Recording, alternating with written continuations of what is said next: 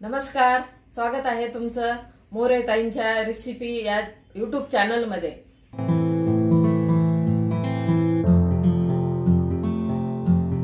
चला तर मग व्हिडिओमध्ये पुढे जाण्याआधी बेल आयकॉन दाबून चॅनलला सबस्क्राइब करा आणि सुरू करा मोरे ताईंसोबत आजची ही चवदार रेसिपी बनवायला। चला तर मंडळी, आपण आज बेसन पीठ लावून आळूचे पानं करणार आहे। तर त्याच्यासाठी मी हे आळूचे पानं घेतलेले आहेत, अगदी लहान लहान पानं आहेत, त्याच्यामुळे मी नुसतं याला बेसन पीठ लावून असे पानं कुरकुरीत पानं तयार करणार आहे। तर हे असे पानं घेतलेले आहेत। त्याच्यासाठी 1 वाटी बेसन पीठ घेतलेले आहे। हे हिरवी मिरचीचं वाटण घेतलेले करून, लसण, जिरे आणि हिरवी मिरची, कोथिंबीर, हळद घेतलेली, चवीनुसार मीठ। आता आपण हे हिरवी मिरचीचं वाटण पिठामध्ये टाकू।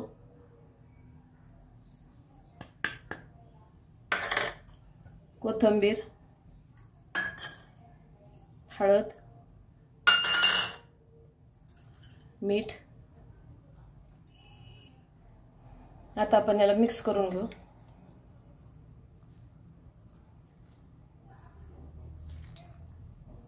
जास्त पातळ पण नाही करायचं, पानाला बसन असं आपल्याला पीठ भिजून घ्यायचंय।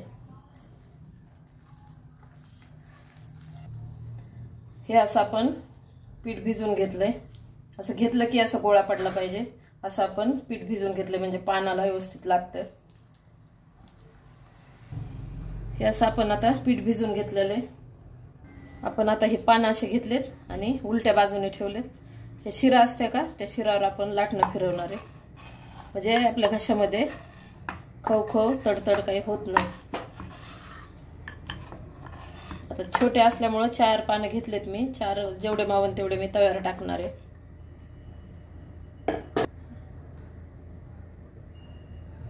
आता हे असं पीठ घेऊन आपण ह्या पानाला पूर्ण पीठ लावणार आहे। जास्त घट्ट कशामुळे नाही करायचंय, तर खाताना एकदम तोटरा बसतो, असं घट्ट घट्ट होतं ते पान। हे असं नरम पान होतं पातळ पीठ असल्यावर, म्हणजे एकदम पण पातळ नाही, असं एकदम हाताने असं व्यवस्थित लावता आलं पाहिजे। आता असं मी 4 पानाला लावून घेते।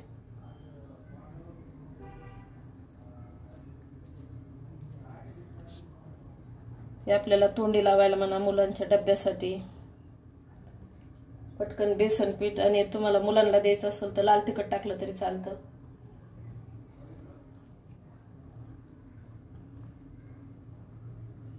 हे असं लावून घेतलं।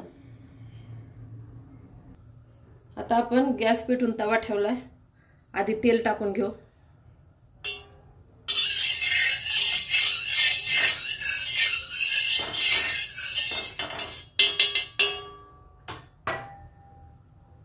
हे असं पीठ लावलेलं पान आता आपण ठेवून देऊ।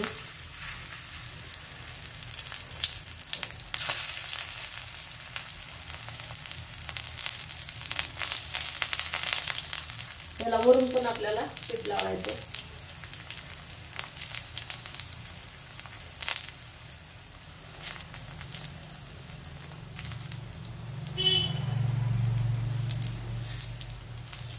खालच्या सारखंच एकसारखं लावून घ्यायचं।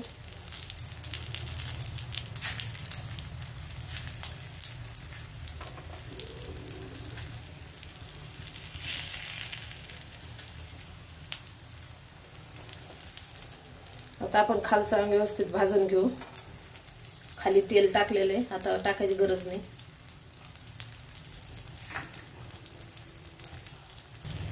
आता खालची बाजू आपली भाजलेली पलटी करू आपण।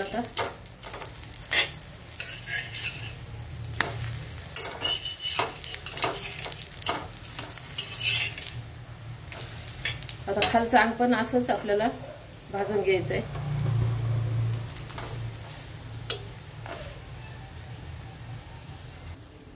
आता आपली खालची पण बाजू आहे ना चांगली भाजलेली।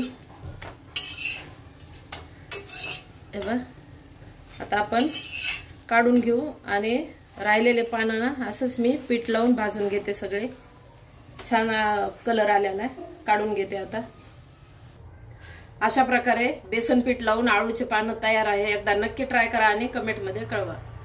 तुम्हाला हा व्हिडिओ आवडला असेल तर लाईक करा आणि अशाच प्रकारच्या चवदार आणि चमचमीत रेसिपीसाठी सबस्क्राइब करा आणि कमेंट मध्ये कळवा तुम्हाला कोणत्या रेसिपीज बघायला आवडतील। पुन्हा भेटूया एका नवीन रेसिपीसह एका नवीन व्हिडिओमध्ये. धन्यवाद.